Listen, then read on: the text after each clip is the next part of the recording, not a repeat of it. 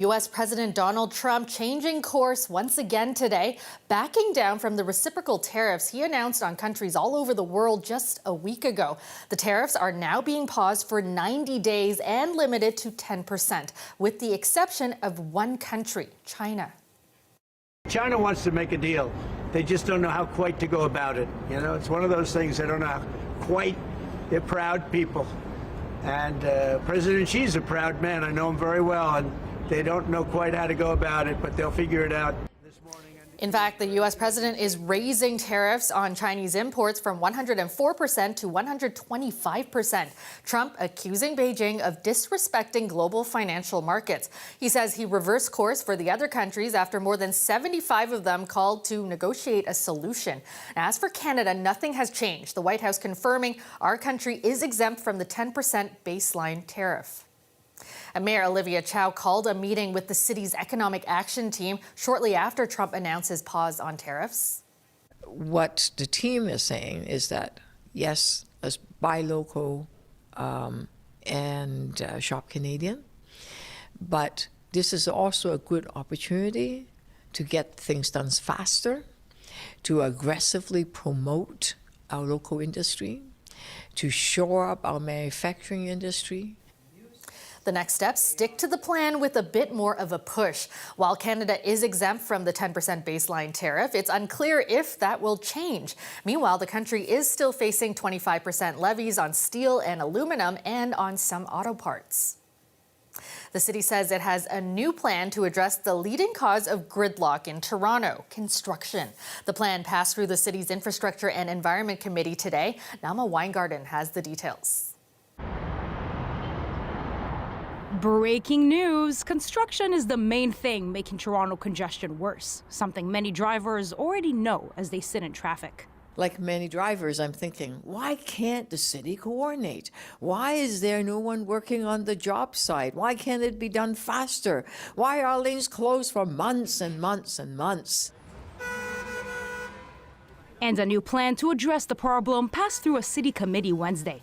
The plan suggests jacking up the price construction companies pay to block a lane of traffic. After new fees kicked in this month, that cost currently sits at roughly $40 a day per 50 meters of blocked road per lane. The plan would also give TTC vehicles longer green lights in more locations, increase the number of traffic agents, and put together a strategy for traffic around special events. Meanwhile, the city's Board of Trade also wants to see a commissioner appointed to tackle the issue. You've got excellent people across a whole number of departments currently in the city, but there's no single person who has the responsibility for addressing congestion. A new staff report shows Toronto is the busiest construction city in North America. So much so, last summer, 24% of all roads in the city were temporarily closed during the peak of construction, more than doubling travel times. Of Geography and Planning at University of Toronto infrastructure expert Matti Semiatiki hopes the hiked fees construction companies could pay will also apply to city projects. some of those construction sites, they can have issues regardless of who the site belongs to. A city representative said the ultimate goal is that fees would apply to all construction, but how that would work is still under discussion. Semiatiki also wishes there was more the city was doing to actually get cars off the road. A lot of people are driving that we don't have space to expand the roads, and we really need to be encouraging people to take public transit, to cycle, to walk. City councillors are set to vote on the plan at the end of the month. Nama Weingarten, CBC News, Toronto. Ontario's controversial plan to cut bike lanes may be headed for a compromise. The Ford government passed legislation to remove lanes on Yonge, University and Bloor, but the province now saying they're open to a solution that adds a car lane and keeps bike lanes if Toronto helps to fund the changes. The legislation sparked many protests, but the government held firm, saying gridlock costs Ontario's economy $56 billion a year. Mayor Chow says she is hopeful a compromise can be reached that ensures both safer streets for cyclists and more space for drivers. The Ontario government plans to extend strong mayor powers to 169 more municipalities starting next month. Now, first introduced in 2022 for Toronto and Ottawa, the controversial powers were designed to speed up housing. Queen's Park reporter Lorenda Redicop looks at one city that recently got the powers and how that's playing out.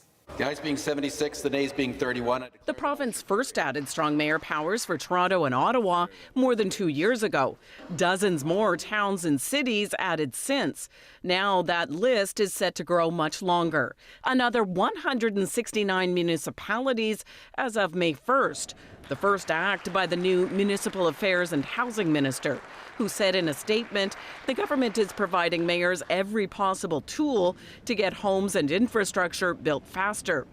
In Orillia, one of the hardest hit communities by the ice storms, the province recently added the strong mayor powers temporarily due to a state of emergency, allowing faster decisions. It's very cumbersome. We don't have 24 hours in an emergency to get mayor and council together. One way Mayor Don McIsaac has used the new powers. Had someone contact me, they reached out and said they lost their basement, flooded, insurance wouldn't cover it. They took it to landfill as $300 for tippage fees, ultimate indignity. So we made the determination, hey, we probably should waive the tippage fees. Strong mayors can approve bylaws with just 1/3 support of council and also make some hiring decisions. In Orillia, Mayor McIsaac informed council the person set to become their new chief administrative officer would not be taking that role. He'd instead appointed someone else. I don't see the connection personally between the state of emergency and the need to take that action. In the mayor's letter about the employment change, he mentioned uncertainty over tariffs, the need for more housing, and a high deficit. This councillor isn't convinced. We are not sure why the mayor is acting unilaterally and using this power. She and 3 other councillors from that city wrote to the new housing minister, asking him to rescind the powers. But instead, Orillia, now out of its state of emergency as of Wednesday morning, is on the list set to have permanent strong mayor powers. Lorenda Redicop, CBC News, Toronto. It was lights out for a swath of the downtown core this afternoon after a large outage knocked out power at numerous buildings in the entertainment district, including right here at the CBC Broadcast Centre. As JP Galliardo reports, the last time this happened, not too long ago. Theatre goers at the Princess of Wales Theatre going home disappointed today after a power outage forced the cancellation of a matinee showing of The Lion King. The second time this year the show had to end early due to an outage. In this case, the power went off during an intermission.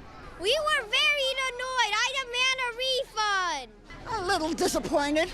I've been looking forward to this. My son was very enthusiastic about watching the show. We come from Costa Rica, but unfortunately they said that they will send us for reschedule, but we have to leave Canada pretty soon, so I don't know how that will work, and that makes me a little sad. John Karastamatis is a spokesperson for Mirvish Productions. He says they will be reaching out to compensate customers impacted by the cancellation. We rebook you to another performance, we can give you a credit for the money, you can ask for a refund, whatever suits you. It's unfortunate, and we're as disappointed as everybody else is. Meanwhile, down the street at the Royal Alexandra Theatre, the lights stayed on and the shows went on as planned. Hydro One says an issue at the John Street transmission station caused the loss of power supply, which affected customers in a boundary from Bloor Street to Front Street to Bathurst and Jarvis Streets. In February, a power outage happened at the same John Street transformer due to a squirrel coming into contact with it. At this time, the cause of this outage is under investigation, and crews remain on site looking into what occurred. Today's outage was first reported just after 2:40 p.m. and lasted almost 2.5 hours. Now power has since been restored, and the investigation into what caused the outage is underway. JP Galliardo, CBC News, Toronto. With measles cases surging in Ontario, some schools in Toronto are now taking action, serving suspension notices to students who haven't proven they are fully vaccinated. Clara Pasica reports. Toronto Public Health says that approximately 10,000 students in the city are not fully up to date with their vaccinations, and that rolling suspensions began yesterday, starting with 173 grade 11 students who will be suspended for 20 days beginning yesterday. I've been speaking with students at Malvern Collegiate and Notre Dame about what they think of the policy. Have a listen. It's to keep the kids safe and within reason. Like, obviously, I don't want anyone to get suspended, but it's just as a collective to keep everyone safe. Yeah, I think within reason, right? Like, there shouldn't be crazy time constraints because people are busy, but generally I think vaccines are a good thing, so. I think it's fine because, I mean, I've been vaccinated my whole life, so, I mean, I think it's good because, I mean, it's meant to, you know, save you from another disease or, like, another virus that could cause harm on your life, so I think it's pretty good. I think vaccination is important, but to be suspended, I think is a little bit extreme. I don't really see like that much of a problem with it. I just find like it's something you got to do, and it was like with the COVID vaccine, it's meant to protect you. Toronto's Associate Medical Officer of Health, Dr. Vanita Dubé, says that they're starting with grade 11s because this is the cohort that was right in the thick of the pandemic in grade 7 when many normally get in-school vaccinations. She says now's the time to catch up and to let Toronto Public Health know. If you received a letter from Toronto Public Health, if you have not acted on it, report your vaccinations. No one reports them to us. A doctor doesn't report it to us. Get your vaccine and then report it to us. And if you have any questions, just call us, especially before the start of your suspension day for your school. Experts say that there would be fewer suspensions if the province had an electronic immunization registry instead of just that little piece of paper. Toronto Public Health is emphasizing that vaccines are not mandatory. You can get an exemption for your child, either for medical or philosophical or religious reasons, but you do need to submit that as well. Clara Pasica, CBC News, Toronto. Using DNA to bring back animals that have been extinct for centuries is something we usually only see in movies. Jurassic Park, anyone? Well, now a U.S. biotech company says it's found a way to bring back dire wolves, which haven't walked the earth in thousands of years. But as Greg Ross finds out, many scientists are skeptical. There's no denying these wolf pups are adorable. But are they actually dire wolves, which have been extinct for more than 10,000 years? They come from the labs of a company called Colossal Biosciences, which claims to have completed a successful de-extinction of the dire wolf. Run to the litter. That one's yours, Snow. They are the same giant wolves featured in the popular fantasy show Game of Thrones. Colossal Biosciences says they use teeth and bones from actual dire wolf fossils to help edit the DNA of modern-day gray wolves. They use the gray wolf egg, they use gray wolf blood cells, and they just changed a couple of spots on the gray wolf genetic code to then create the embryos and make the living pups. Gabriello Mastromonaco is the chief science officer at the Metro Toronto Zoo, where this is the closest thing you will see to a dire wolf. So what you're seeing are male Arctic wolves. Mastromonaco doesn't believe what Colossal Biosciences has created is actually a dire wolf. She says they are simply genetically modified gray wolves. The company does admit the DNA is 99% gray wolf. So they chose coat color, size, and a couple of other genes, these small edits in the genes that relate to how the animals look. They wanted them to look like dire wolves. So you've got a gray wolf metabolism and other parts of the gray wolf that are actually now bigger. She worries about the potential complication that could come from the genetic modifying of an animal. Will there be health issues?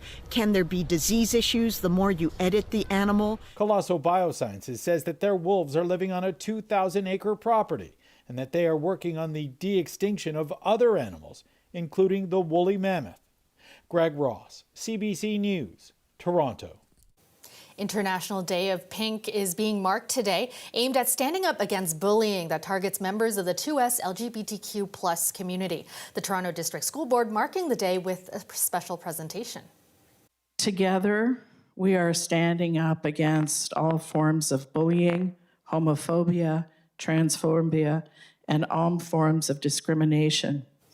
There were guest speakers and special performances. Now, this year's theme honoring the 35th anniversary of the coining of the term Two-Spirit. International Day of Pink began almost 2 decades ago after a Nova Scotia student was bullied for wearing pink to school. The next day, other students turned up wearing pink to show solidarity. It's now celebrated every year on the second Wednesday of April. Welcome back. With less than 3 weeks to go in this federal election campaign, we're seeing politicians campaigning hard, not just in person, but online. Canada's chief electoral officer is warning Canadians not to rely on social media for information this election. With the rise of AI, the blackout of news on Facebook and Instagram, and the current global political climate, the risk of misinformation is high. CBC Toronto host Dwight Drummond spoke with Farah Nasser earlier today about how information manipulation impacts the campaign.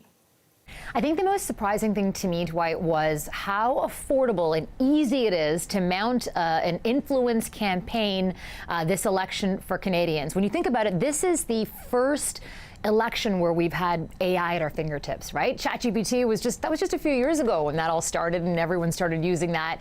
And now we have this election. And as you mentioned, there's a blackout. Not a lot of people know, but you can't get news on Instagram and on Facebook because those sites have been blocked out by Meta. So leaves this black hole, right? This vacuum of information. And it's really easy for bad actors to now get involved and try to manipulate Canadians this election.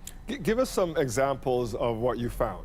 I think the most startling to me was Facebook. And Facebook, by the way, is the #1 social media site used by Canadians. So we went to Montreal to the Media Ecosystem Observatory. And the director of the Media Ecosystem Observatory showed us how Facebook groups, Dwight, can be hijacked. So these are the groups that you might have joined years ago. Maybe it was a neighborhood group. Now, people can actually buy these groups, they can rename them, and then they can pretend that these groups belong to something that they're not part of. I'm going to let him explain it to you a bit better. So this is a great example of a candidate group that we would be looking at and sort of saying, hey, this is a little bit suspicious. So Trump only recently started talking about 51st state. Hey, this group has 18,000 members. Okay, that's a little bit strange. Why is that mobilized so quickly? We don't know. So we go and look at the group, and we can see, for example, the history of the group. So we can see the name changes. So actually, this is a group that used to be a buy and sell group, and then somebody gets this group and changes it and adapts it, and now, okay, June 2024, Canadians Against Pride Month, Canadians for Donald Trump. This has been repurposed to now make it seem like 18,000 Canadians support this idea. That is really interesting. So how much does something like that cost, Farah? That's the thing. It's so affordable, Dwight. So for a group like that, it could be a couple $100. We found one. There's sites that actually sell these type of groups, right? They can turn into propaganda machines. And we found one where you can get a group of 100,000 people for only $600. Wow. So it's pretty inexpensive. And just for me, I looked at all the dormant groups I was part of because, you never know. I mean, who's holding these platforms accountable then? Yeah, the short answer to that, Dwight, is no one. So Elections Canada did reach out to X and TikTok and social media platforms to say, look, can you help us? Can you make sure we have a secure election? But essentially, these sites, these tech companies are self-regulating. Commuters on Line 1 of the TTC may experience delays for at least a few more days due to a damaged signal cable near Union Station. What exactly caused the damage to the cable, but it's significant enough that we've had to sort of slow traffic through the area, and that's an inconvenience for our customers, and we absolutely apologize for that inconvenience, but we have to do what's right, and we have to do what's safe until we can get that repaired. The TTC discovered the issue with the signal system a couple days ago, but are only able to conduct repairs between 2 and 5 a.m. The cables run alongside the track, meaning crews can't do any repairs while trains are running. Now, for those traveling through the U-bend on Line 1, Green says it could add 10 minutes to the total trip time. The agency hopes to have the repairs complete in the next couple nights. Repairs won't have any effect on GO train service. And north of the GTA, around 17,000 people are still without power, nearing 2 weeks since a powerful ice storm swept across the province. Hydro One says the areas most affected are Peterborough and Georgian Bay. They say today's weather is allowing teams to use helicopters and boats to speed up the process. It expects power to be restored to most of the remaining residents by the end of the week. Over 1 million homes and businesses experienced outages when the ice storm hit.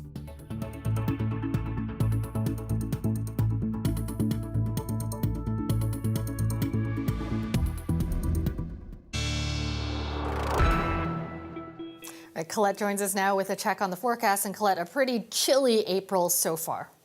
Yeah, you know, Kelda, as we get a little bit deeper into the month of April, it would be nice to see some of these daytime highs in the double digits, but really not that impressive today. Slightly better. Sarnia and Windsor, 7 degrees, still below seasonal. About 5 degrees below seasonal for that daytime high in Toronto, and we were only briefly at that 5 degrees as well. Hamilton and St. Catharines, too, and Barrie coming in at 2 degrees there.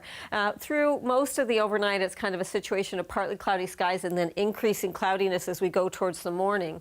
Now, we do have more active weather pushing into southwestern Ontario, but what really happens with this system is it's going to kind of ride to the south and then jump back up towards Lake Ontario. So as it does, it just means it's taking its time to get towards the GTA. So in the morning, we will have that cloud cover, sunshine further east carrying on, and then as we get towards the afternoon, here it is kind of creeping in. So mid-afternoon, we will have some wet snow developing. Now, this stays mostly as rainfall along the north shore of Lake Erie and into much of the Niagara region.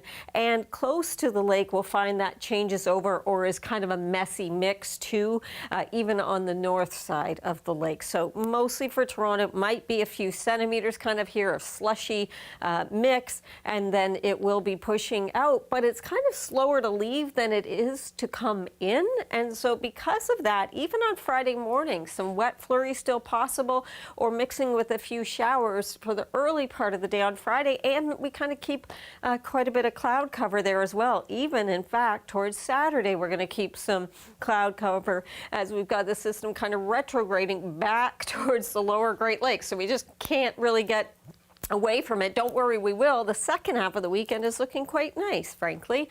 There may be some higher amounts in the higher elevations, but otherwise I do think it's kind of negligible to maybe to the north 4 centimeters or so, and areas getting rain, it's in that 5 to 8 millimeters, so not that impressive in terms of our totals. We are looking at those winds, though, getting a bit stronger as we go through the day tomorrow, especially into the afternoon. -3 will be the low for tonight, and then through tomorrow, you can see a couple of cool days ahead still. We're going to break out of it, though, as we get through the weekend. All right, sounds good. Thanks so much, Colette. And that's our show for tonight. Thanks for joining us. Have a great night, everyone.